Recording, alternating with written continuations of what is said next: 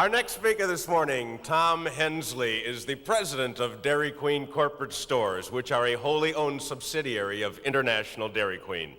Tom got started at Dairy Queen back in 1975 as a franchisee and single unit manager.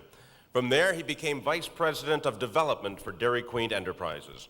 Today, he'll be talking about the secrets of success. All the way from Louisville, Kentucky, please join me in welcoming the president of DQ Corporate Stores Incorporated, Tom Hensley.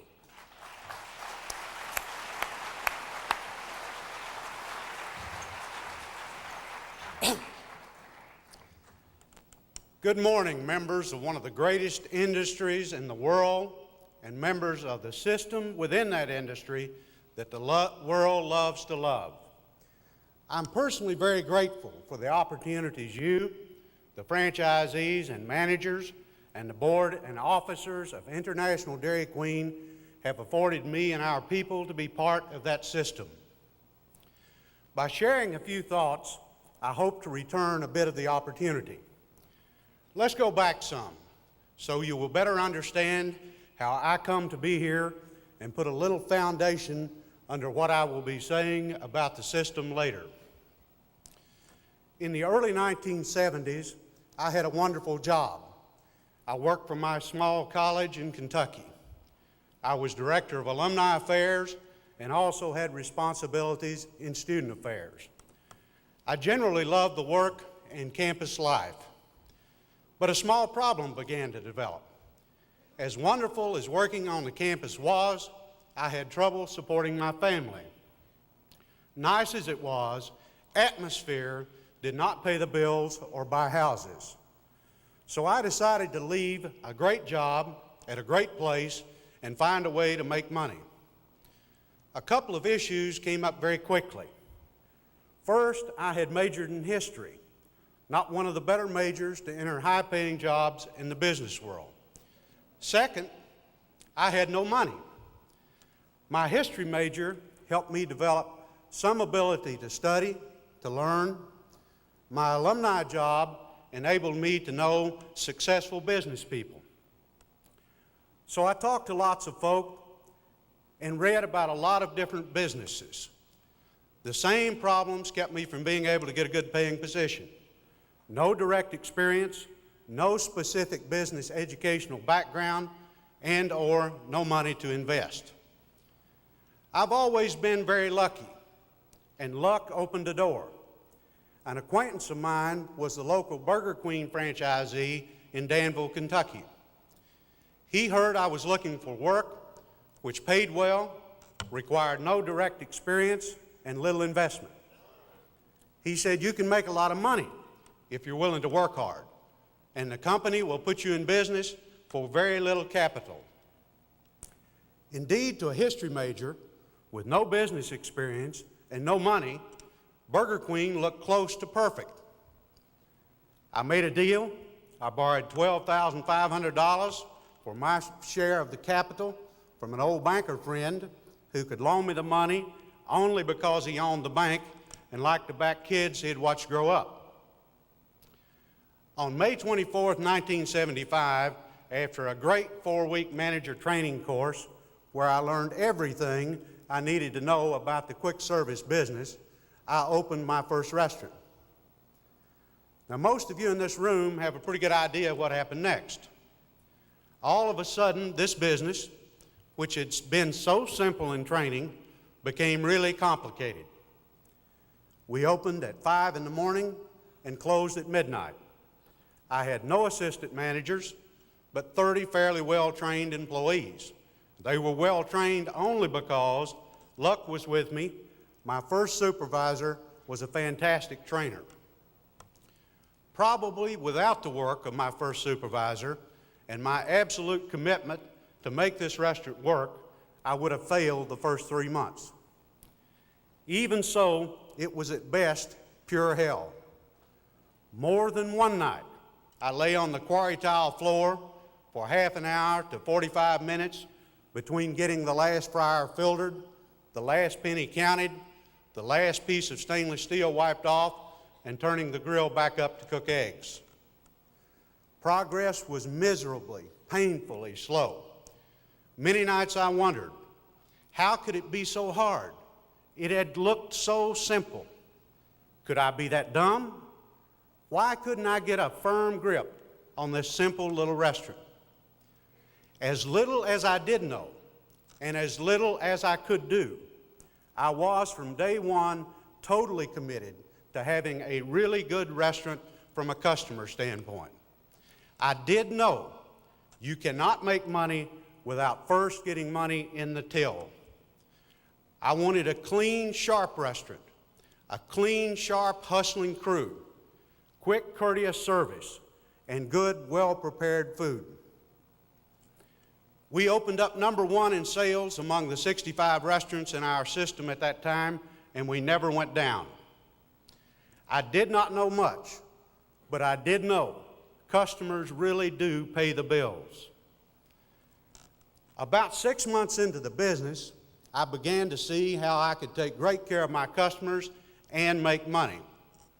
By the end of the first year, we not only had the highest volume restaurant in our chain, by then about 80, but we also had the highest profit. I thought I finally had this business figured out.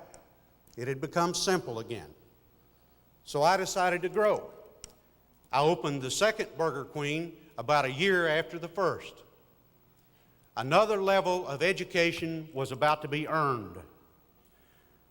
My first supervisor had done such a great job hiring and training my first crew, I let my new supervisor hire and train my second crew. Now, being lucky is really good, but relying on luck is really dumb. My second supervisor was about as bad as my first was good.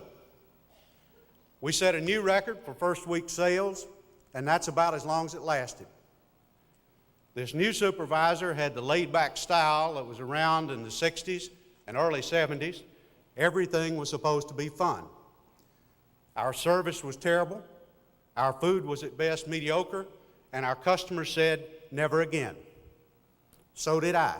Never again would I let anyone out of my direct control and direct eye for several years open a new restaurant for me. Over the next 15 months, I opened 6 more Burger Queen restaurants. None of the 6 lost volume from opening. Earlier, I have said I've always been lucky. I've also been blessed with a fair degree of ignorance, particularly at the most opportune times. One of the first places my ignorance was a great help to me in this business was no one told me you are supposed to lose volume when you open a new restaurant. It was a few years later when I joined the professional corporate Burger Queen staff in Louisville that I learned a really good opening generally loses about 25% of its volume. I mean, everybody in town is going to come to a new opening. There's no way you can take care of them all. It's unrealistic to try. That was the knowledgeable restaurant professional's opinion. Boy, if I'd only known, maybe I would not know how it feels to try to catch a few minutes sleep on a quarry tile floor. And then again, maybe I would not have made more money than any other operator in the Burger Queen system. In July 1977, the owners of the Burger Queen system made me an offer which was so attractive, only a fool would have turned them down. They wanted me to trade my very profitable, small group of stores for a slice of the bigger pie. We're going to cover the U.S. and then go international. They already had deals working in 8 states, Canada, Taiwan, and Abu Dhabi. Man, this was a real opportunity for a 30-year-old who really understood how great and simple this business is. Right. So I did it. I became the third partner with a 12.5% chunk of an international company. The company even had corporate airplanes. I mean, this was strong. Here was a kid from Harlan, Kentucky, flying around the country thinking this is the way it's supposed to be. Talk about young, dumb, and clueless. I spent about 2.5 years as vice president of Burger Queen Enterprises. I was responsible for new store development, real estate, legal, and franchising. We built 87 domestic restaurants, 15 in England, 1 in Canada, 3 in Taiwan, 3 in Abu Dhabi in those years. Man, we were roaring, we thought. One day I returned to the office from London, England. All the owners and the board had gone over first class for a new opening. For some reason, I had decided to come back early. When I walked into the office, I was met by an obviously worried staff lawyer and our chief financial officer who told me we had a serious problem. The problem, they told me, was we were broke. What do you mean, says I? I left here less than a week ago and we weren't broke. Well, skipping over lots of wringing of hands and some red faces, let's say I learned how to catch a few minutes sleep on a shag carpet on more than one night over the next several months. In the process, I became president of the company, fired the company auditors, sold the planes, cut the corporate staff from 127 to 65, and made our glad-handing bankers real unhappy. With the help of several good folk, first, last, and always my good friend, associate, and soon to become my partner, Bob Gatewood, we developed and carried out a survival strategy. Bob and I, being the aggressive, young, dumb entrepreneurs that we were, bought the other shareholders out, signed a $9 million note held by the bank, which was cut from $12.5 million because we were great negotiators, and set about trying to rebuild the company. We spent about 10 years trying to save that company. We changed the name to Druther Systems. We cut, skimped, fought, scratched, struggled. Most thought we would not make it for 10 months, much less 10 years. I learned in the early months the truth of two sayings. The first was about the rats leaving the ship. I figured our franchisees, we had about 100 then, would finally call the Godfather for a permanent solution to their crazy president if I told them I thought we should consider converting to Dairy Queen. But we also knew we had to do something. It made talking to Frank a lot easier when we ran a TRW report on IDQ and saw that they not only paid their bills, but they also had cash, something we'd heard about and once even dreamed of. So we talked and we looked, and the more we looked, the more we found to like. Within the hodgepodge of items we saw on most Dairy Queen menus, we saw some things that looked pretty darn good. Then we met John Moody and Mike Sullivan. My first probing question to them was how they came to the meeting. Finally, they understood my Eastern Kentucky brogue and told me they had flown Northwest. When I asked what class, and they told me coach, I thought these guys might be okay. God only knows what they thought. As we talked, it became very clear that these guys talked straight and that most of all, they really believed in their system. After several months of exploration and negotiation, we made a deal. We would convert all of our cleared of conflict franchise and corporate restaurants to Dairy Queen. But before we could convert the restaurants, several questions had to be answered. Pretty close to the top of the list, particularly from our franchisees, would be why should we convert to a system whose new stores average about $500,000 when our old franchise stores were averaging about $750,000? Pretty good question. We asked IDQ if they had any $1 million plus restaurants. They, of course, said yes. The Pacific Northwest had the most. We asked to visit, and we were invited by the good folk in the PNW.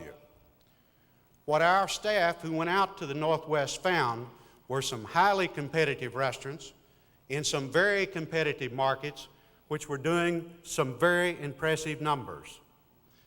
They had well-maintained buildings, well-trained, well-motivated managers and crew, very quick service, very good food, all based on a very limited menu. Remember, I majored in history. I'm not a very creative person. History taught me to learn from others. We learned much from the excellent franchisees of the Pacific Northwest.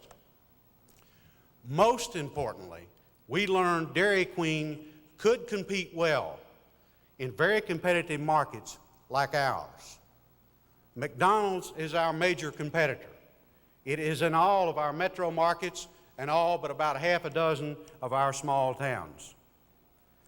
The key pointed out by the Pacific Northwest was a very limited menu. No great surprise to us. We had learned the hard way.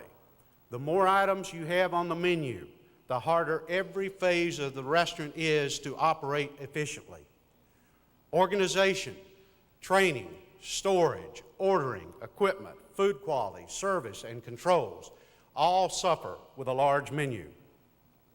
These sufferings express themselves through slow service, often less than top quality food, and or high waste. These result in less than maximum sales and less than maximum profits. We doggedly stuck to the required menu, plus breakfast. We laid out our conversion program.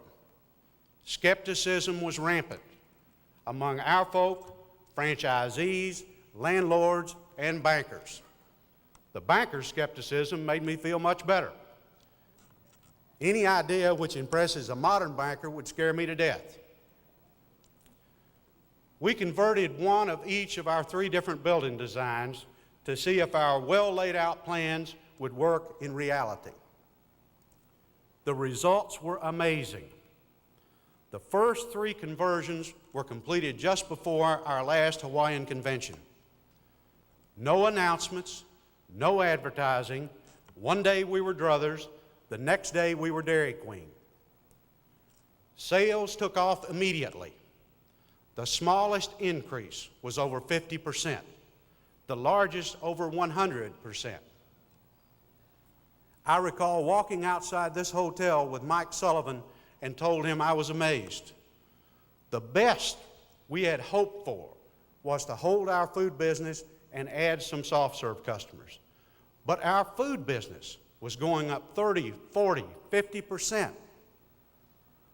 The rest is pretty well known, although I hear several have tried to revise the history.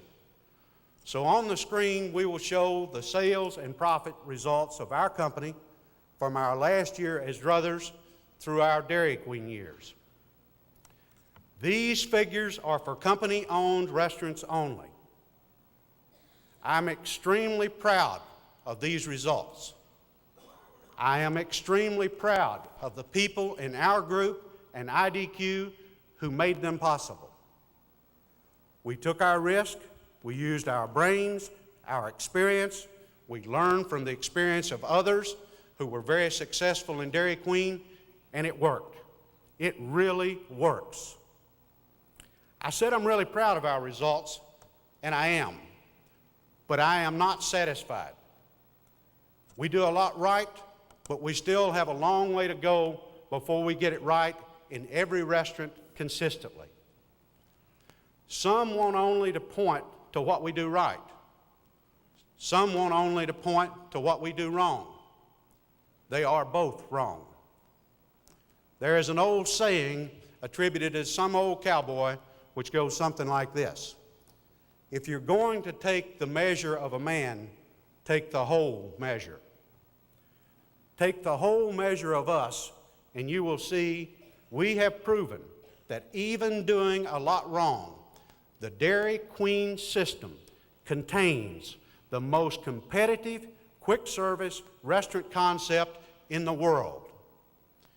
If my word and my experience are not enough to convince you, ask the Wendy's, Hardee's, Burger King, and yes, even McDonald's managers and owners in our market. Since becoming Dairy Queen, we're going back into markets they kicked us out of years ago.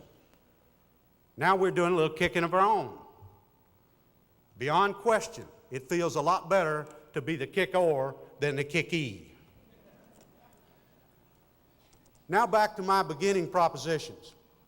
the greatest industry in the world, and Dairy Queen, the greatest system in that industry. I know of no other industry which values and rewards hard work as much as this one. It is the only remaining industry, to my knowledge, where a young person, such as I used to be, can come in with little or no knowledge of the business, little or no money, and through hard work can make a darn good living for their family and help create the same tremendous opportunities for others. It is tailor-made for people like me, and I expect many of you, people who were born with little, who really want to get ahead. Now for Dairy Queen being the best system, if our case has proven anything, it has proven that. This year, our group will be real close to $1 million average. This in a very competitive market. This in a group which is a long way from perfect. Customers want to love Dairy Queen. And when we give them somewhere between half and 3/4 of a chance, they fill our tills. When we give them somewhere between 3/4 and a whole chance, they overflow our tills. This year, we will have at least 5 restaurants do over $1,500,000 each.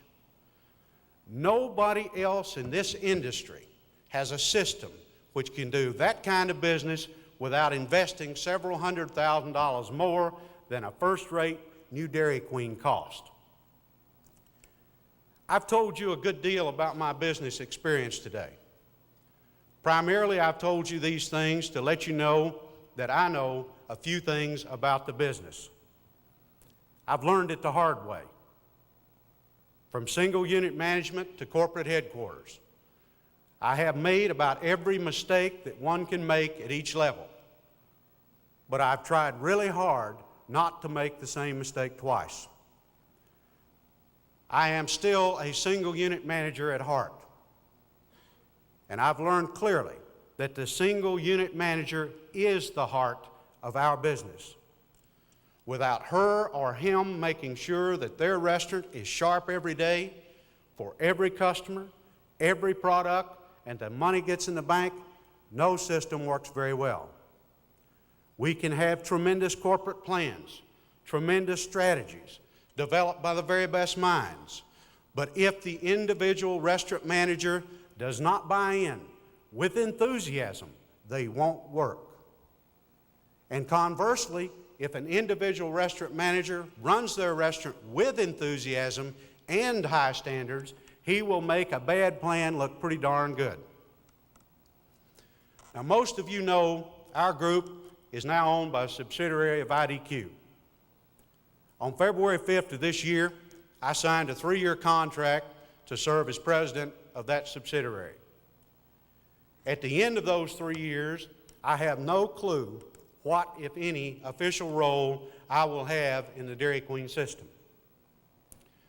But I do know for dead certain, as long as I live, I will have a strong commitment to the Dairy Queen system. One of the most important things I have learned in my years of trials and tribulations in this business is that good, hard-working folk who stick in good times and especially in bad are precious and deserve to have their commitment returned. I am a very lucky man, for several of those type of folk are in Dairy Queen today. And we are very lucky that the people who guide the Dairy Queen system are that type in spades. The next few things I have to say are for those special people. The young people like I was who want an opportunity to work hard and to make a future. The individual restaurant manager who works so hard every day. The owners who risk their futures on our business. The corporate employees whose only real job satisfaction comes through our system's success. And for the stockholders of IDQ who have been here for us, all of us, through good and bad. My words are not meant to hurt, but to help. My thoughts are not perfect, but they have been honed in a business of hard rocks. They may mean much to some and little to others, but they're the best that I can muster. We have one of the strongest trade names, Dairy Queen, in America. Why exactly, I don't know. But customers want to care about Dairy Queen above all others in our business. Maybe it has to do with nostalgia, first treat, first job, hometown. Maybe the name reminds them of how America used to be. Why, I don't know. But their love for it is real. Nobody in the industry can touch, yet, our treat line. Notice I did say yet. My history background does teach that nothing lasts forever. Our basic food line is highly competitive. No one specs better products than we have. Our service can be, and in fact is, in many places as fast as anyone in the business. Many of us can and do compete toe-to-toe with McDonald's and the rest very successfully. But a unified system, we are not. We are some kind of loose confederation. We probably have more different menus than the rest of the industry combined. And not just menu items, but preparation procedures all over the board. There is no way to have a unified marketing plan until we have a unified menu. We spend tens of millions of dollars a year in marketing. Tens of millions of dollars at the local and DMA level. Real money, cash out of our pockets. We could get so much more for our money if we had a unified menu. We, franchisees and corporate, must fix the menu and the procedures for preparing it if those coming along behind us are to have the opportunities we have enjoyed. We have no unified food system, but we must. We spend hundreds of millions of dollars a year on food and paper items, and we give the corporation hell because we don't get the best price. If Mike Leary was the best negotiator since Moses, he could not get us bottom dollar prices. The first problem is the mixed up menu. Without unity in the menu, we will never have the purchasing power to demand the best price. Then, if menu is not handicap enough, we multiply the problem several-fold by demanding several sources for both manufacture and distribution. There is power in unity, yet many of us demand diversity. Unless we want to fail or have our children fail, we must unify. And the best place to start, because it is our core, all else we do flows from it, is the menu. We will never be able to develop our full potential unless and until we pull ourselves together into a true system. As a unified system, our children can take some serious luster off the golden arches, and more importantly, build a successful future for their children. Franchising has always fascinated me. It's so full of contradictions. Basically, when you buy a franchise, you're saying, I want in this business, but I really don't know how to do it. I need a system, product, procedures, marketing, purchasing, training, etc. Hopefully, we've looked at the system pretty thoroughly before buying it and have determined that the one we're going to buy is worth the money. Then we sign a contract, thereby giving our word that we will operate within the system we bought and pay fees on every month. But we all know a good franchisee has to have some strong